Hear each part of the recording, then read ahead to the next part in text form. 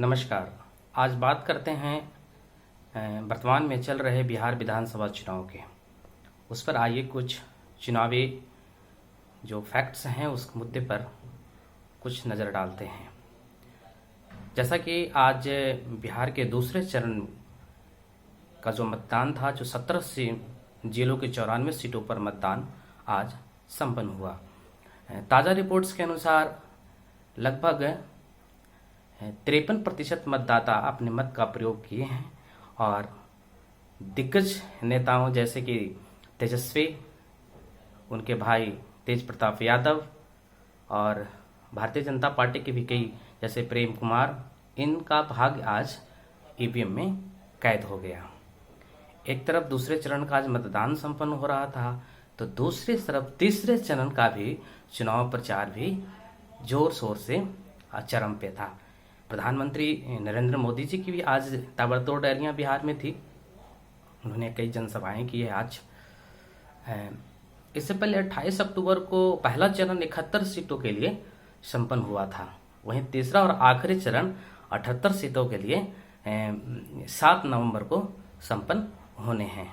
10 नवंबर को प्रत्याशित इसका चुनाव परिणाम भी घोषित हो जाएगा, जिसका हम सबका इंतजार है।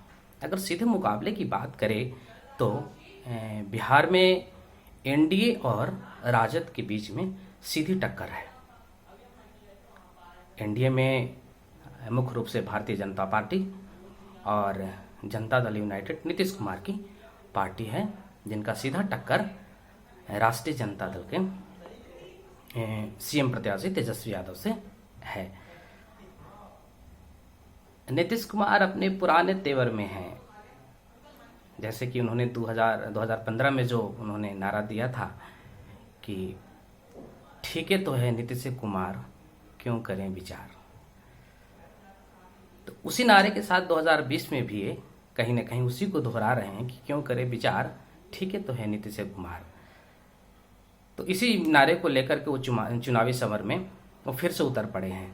राजद की जो मुख्यमंत्री प्रत्याशी के उम्मीदवार इस बार लालू यादव के छोटे बेटे तेज प्रताप यादव को, जो तेजस्वी यादव को घोषित किया है, वो लगातार रोजगार और शिक्षा जैसे ज्वलंत मुद्दे पर बोल रहे हैं और उसी को चुनावी एजेंडा लेकर के एनडीए के आमने सामने हैं। तेजस्वी ने 10 लाख नए सरकारी नौकरियों को सृजन करने का फैसला लिया है।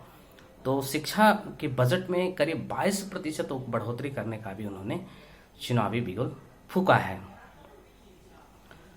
वहीं नीतीश कुमार अब जो पिछला 2015 के विधानसभा चुनाव में 7 निश्चय की जो बात की थी, उसी 7 निश्चय पे उन्होंने कितनी कामयाबी हासिल की है, इसको भुनाने के फिराक में लगे हुए हैं।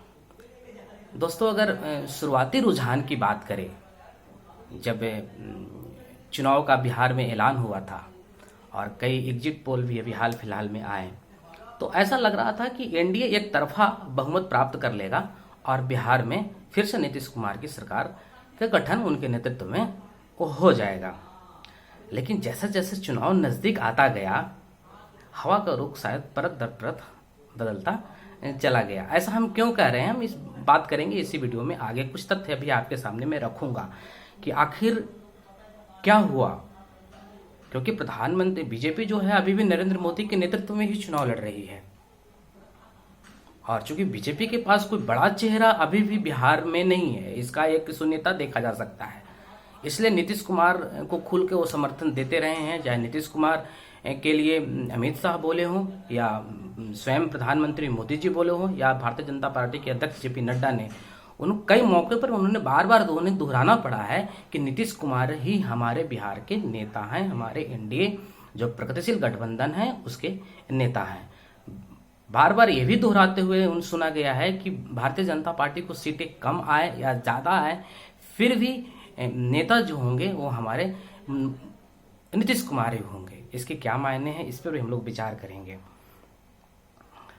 और इस सबसे जो दिलचस्प बात इस चुनाव का जो मित्रों है कि लगभग 3 दशक में यह पहली बार है कि एक बड़े धुरंधर नेता बिहार के लालू प्रसाद यादव नहीं है।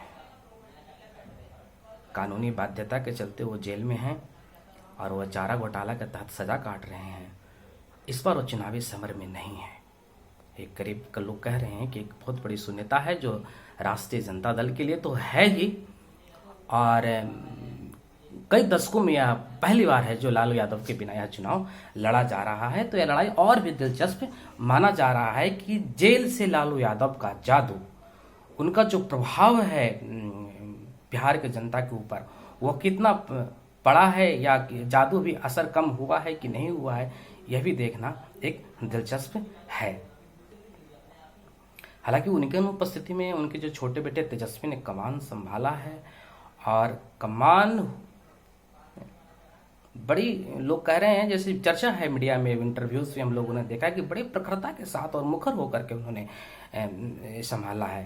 हालांकि चाहे इनकी पृष्ठभूमि में चाहे जो भी हो, जो इनको तराशने में लगे हैं आजकल, उनकी भूमिका तो अहम है, माने जानी चाहिए, क्योंकि इन्होंने हर फ्रंट पे आकर नीतीश जैसे धुरंधर नेता, प्रधानमंत्री मोदी को भी इन्होंने बिहार में चैलेंज किया है। क्योंकि तेजस्वी की रैली में जो भीड़ देखे जा रहे हैं, और जो युवाओं के प्रति जो इनका रुझान बढ़ा है, जो युवा आकर्षित हुए हैं, क्योंकि इन्होंने 10 लाख सरकारी नौकरियों की बात की है।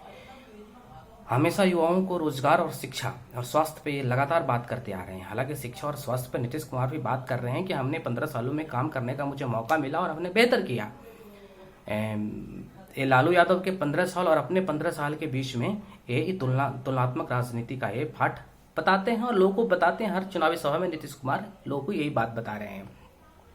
लेकिन तेजस्वी ने बड़ी चतुराई के साथ अपने पिता के जो 15 साल का शासन रहा, उसके लिए उन्होंने माफी मांग ली। उस पर वो कोई चर्चा नहीं करना चाहते हैं, सीधे ये चर्चा करते हैं कि आपके 15 साल बनाम मेरे आने वाले आगे का जो उज्जवल भविष्य है मेरा, और जो राजनीति में हम जो करना चाहते हैं, आपने जो कई जो मोर्चे पर आप असफल रहे हैं, मैं उन पे काम करके दिखाऊंगा। मैं युवा हूं, आप थक चुके हैं, आपको राजनीति संन्यास लेना चाहिए, आप बहुत किए, अब मुझे करने का मौका मिलना चाहिए।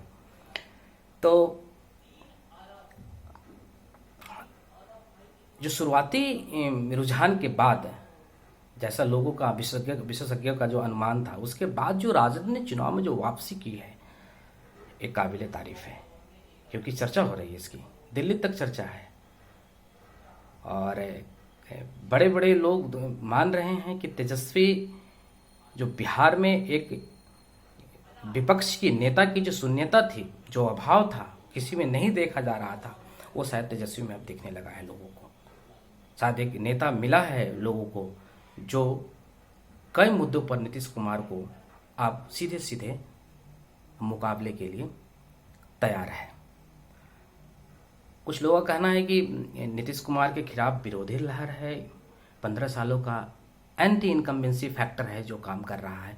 तो कुछ लोगों का कहना है कि बदलाव की लहर तेज है, जो कि जनता जो है वो अपने विकल्प के रूप में तेजस्वी को देख रही है। वही प्रधानमंत्री मोदी जो हैं, जो भारत सरकार के जो केंद्रीय कार्यक्रम है, सेंट्रल गवर्नमेंट जो अपना कुछ कार्य करती है विकास के लिए, उन सारे कार्यों को भुनाने में लगे हुए हैं, और ताबड़तोड़ रैलियां भी कर रहे हैं। अपने चुनाव प्रचार अभियान के दौरान उन्होंने भोजपुरी भाषा का भी प्रयोग कर रहे हैं ताकि मतदाताओं को लुभाया जाए। अब देखना दिलचस्प होगा कि इस बार के चुनाव में तुरुप का पत्ता क्या साबित होगा। इसके लिए हम लोग को 10 नवंबर का इंतजार करना होगा। टेक्निकल असिस्टेंट भालेंद्र कटियार के साथ अनपेड रिपोर्टर के लिए सिद्धार्थ, नई दिल्ली।